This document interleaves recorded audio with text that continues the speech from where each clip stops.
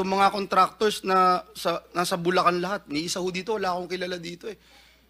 Nagulat po ako dun sa lumabas na total number or figures na hawak nilang proyekto. And ngayon, may possibility pa na may ghost projects. I hope that siguro kung ibabalik yung death penalty, sana sila unahin na Senator Bato.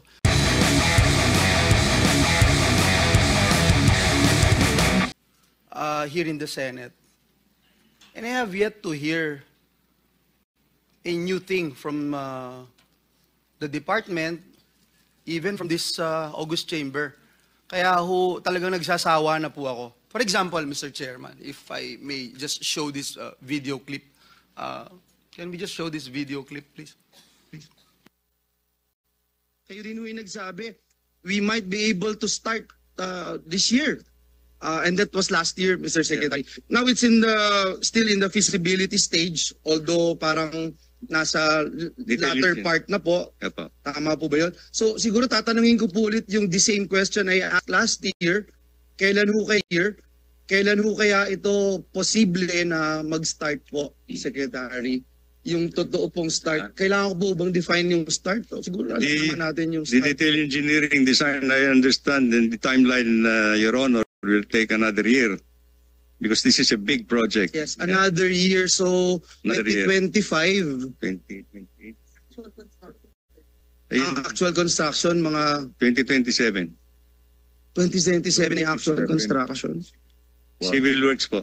Kasi kayo, Secretary, last year, we would probably start next year. The Central Luzon Pampanga River Floodway and San Antonio River, San Antonio Swamp Ring Dike, Your Honor. This will be the major project that will actually we think will be able to contribute significantly to address the flooding problems in Bulacan and Pampanga. So you have the timeline here when we will start? By next year po siguro, we are hoping that we can start this project. This will be the major project in Central Luzon po. Mr. Chairman, yung video pong pinakita was last year at dun sa video na pinakita ulit, that was last year. And then ngayon, first question is this really an integrated master plan, Secretary? I mean, siguro you can feel my emotions here, Mr. Secretary, if this is the third year na pinag-uusapan natin to, yung frustration po natin. And unfortunately, yung mga contractor, some politics against me, daming nagkalat na fake news, daming nagkalat na manufactured news na ako daw yung involved dito. For the past 3 years, inuupakan ko rito, lahat ng senador dito nagsasalita na. Iisa-isahin ko po ito in this hearing. Iisa-isahin ko po. And I swear to God, iisa-isahin ko po ito dahil nakakainit po ng ulo. Secretary, siguro yun, nakakainit po ng ulo. Secretary, siguro yun lang yung tanong ko. 2 years lang, yun lang yung tanong ko.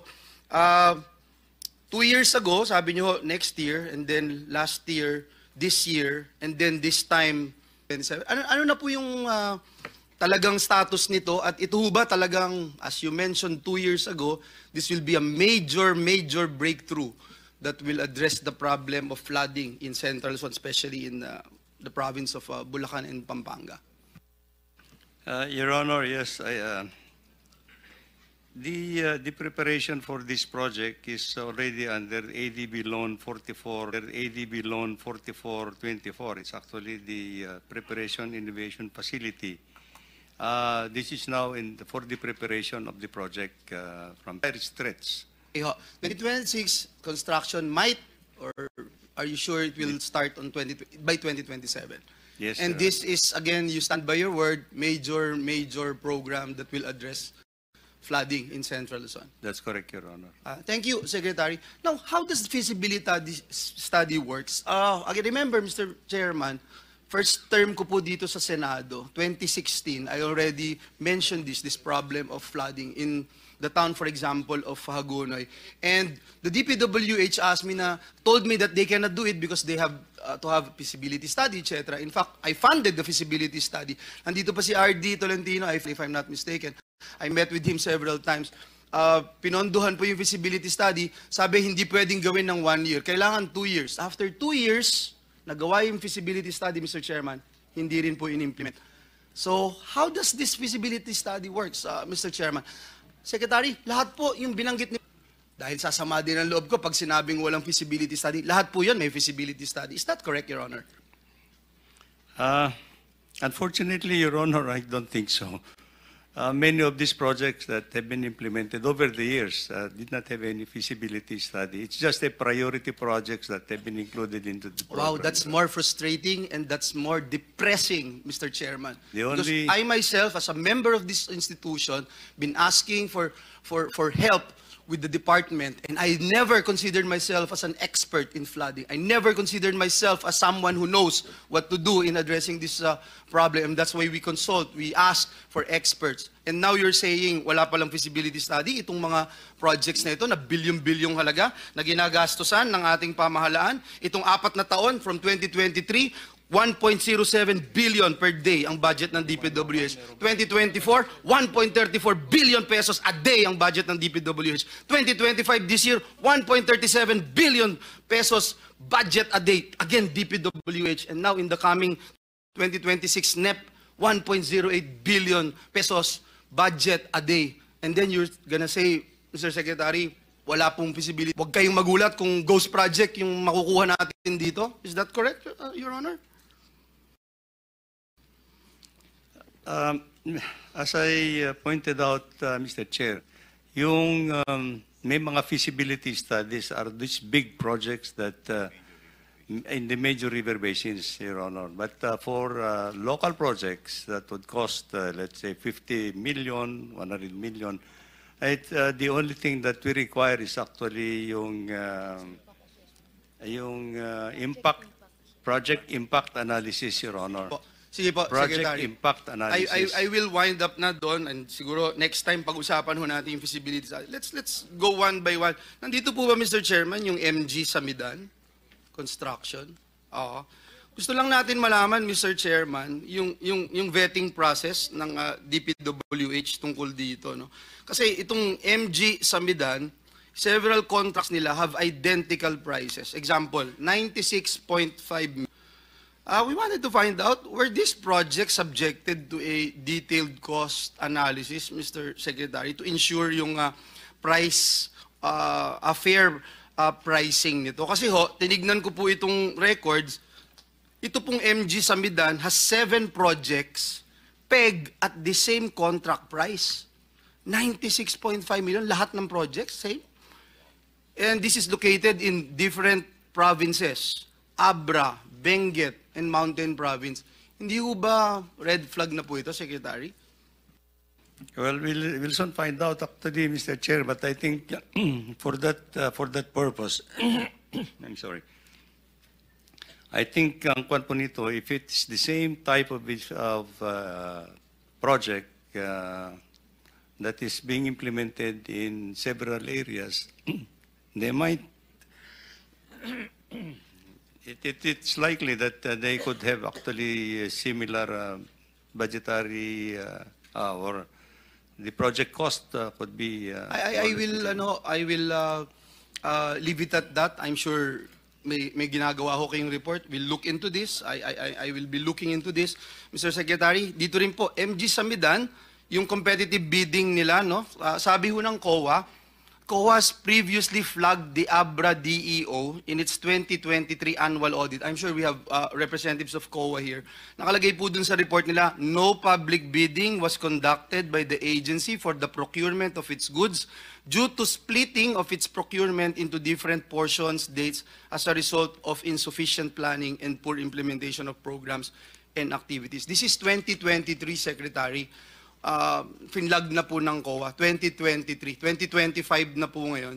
And gusto lang natin malaman, ano yung justification, bakit na-bypass yung competitive bidding?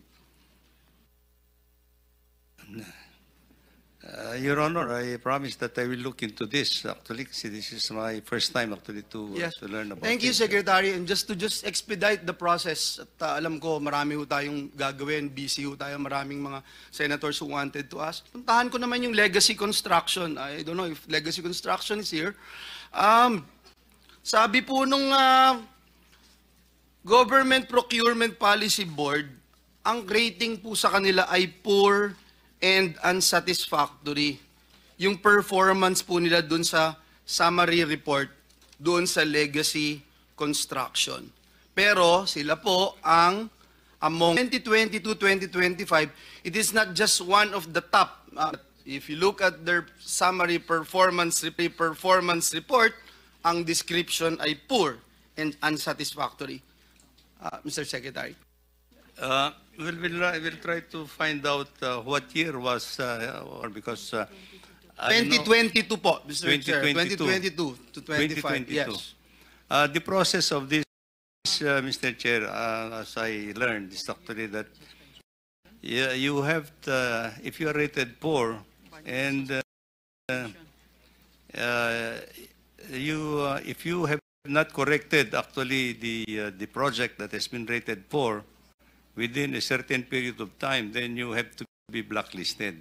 But if you were able actually to correct actually what the deficiency. Secretary, if that is the case na correct, perhaps yung GPPB sa kanilang website, maisip po talaga yung taong bayan. Now that the President wanted us, and kanina binabanggit po natin, yung mga black operations against those who are fighting for what is right in this particular case, this flood control program. And I have shown you I still have a lot of video clips here since 3 years ago that we started looking into this problem in the flood control program, especially in my beloved province. Gusto ko ho kayong categorically tanungin kasi hindi na ho ako mahihiya. Secretary Bonoan, nandito po ang RD ng Region 3, RD Tolentino. Categorically, may I ask if there was one time in my life, not even when I was a congressman, ito na lang naging senador po ako, naglabi po ba ako sa inyo ng kahit na ano o kahit isang flood control project, contractor, etc. in my public service career? Meron po ba na nilapit? Meron po ba na nagsabi ako sa inyo, ito dapat ang gawin at ako'y eksperto? Pwede niyo po bang sabihin lang, just for the record? Well, for the record, Your Honor, I don't recall anything that came from you to propose any flood control project. RD Tolentino, just to put on record. Yeah, same as Secretary said. Thank you. And I just want to put this on record. Ever since we have met and we talk about flood control programs, I always ask you, Secretary, I always ask you, RD, what do we do? How can we help? And these contractors na nakita ko, in fact, mali-mali pa nga yung numero ko pala noong mga nakaraang panahon. Itong mga contractors na nasa Bulacan lahat, ni isa ho dito, wala akong kilala dito eh. Nagulat po ako dun sa lumabas na total number or figures na hawak nilang proyekto. And ngayon, may possibility pa na may ghost projects. I hope that siguro kung ibabalik yung death penalty, sana sila unahin na Senator Bato. Maraming salamat, Mr. Chairman. Thank you, Secretary. And Mr. the Chairman, DPWH can I have family. a Thank you, quick, very brief Senator interjection? Joel. Just a very brief interjection. Okay. In reaction to Senator Joel, I'd also like to add that during my time also, I would also like to make the same statement as Secretary that Senator Joel never approached me for anything like that. So I just like that, to add that to the record, that even when I was DPWH Secretary, that applies. Thank you, Senator Mark, Secretary Mark. Thank you. Thank you, Mr. Chairman.